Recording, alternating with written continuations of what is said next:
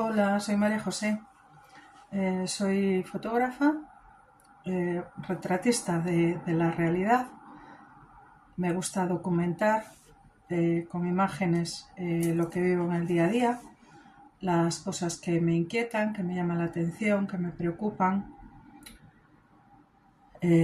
Retratar la vida como es. No me gusta trabajar mucho las fotografías, me gusta más la improvisación y, y dejarme de artificios. Tampoco es que tenga eh, una cultura fotográfica muy grande, no poseo muchos conocimientos, pero bueno, voy educando mi forma de trabajar poquito a poco, visualizando también trabajos de otros compañeros y compañeras, de los grandes, a los que me gustaría emular en algún momento.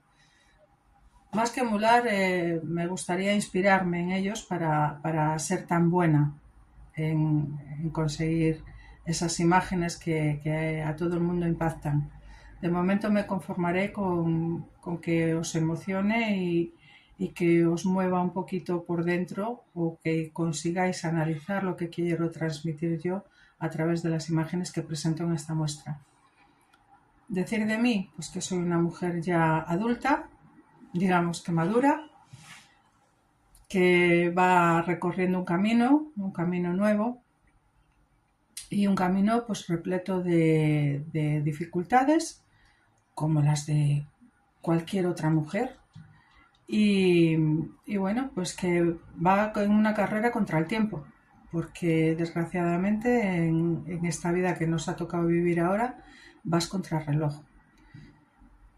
Eso supone un esfuerzo importante, más en una etapa madura de la vida, supone un esfuerzo y una carga mental importante, porque tienes que conciliar tu vida laboral, tu vida familiar, tu vida a la hora de intentar prosperar, de intentar adquirir más conocimientos, de tratar de dedicarte un poquito de tiempo a ti misma para eso, para disfrutar, para cultivarte, para entablar relaciones personales, de amistad, compartir tiempo, y la verdad es que el día solo tiene 24 horas y nuestra mente necesita un descanso.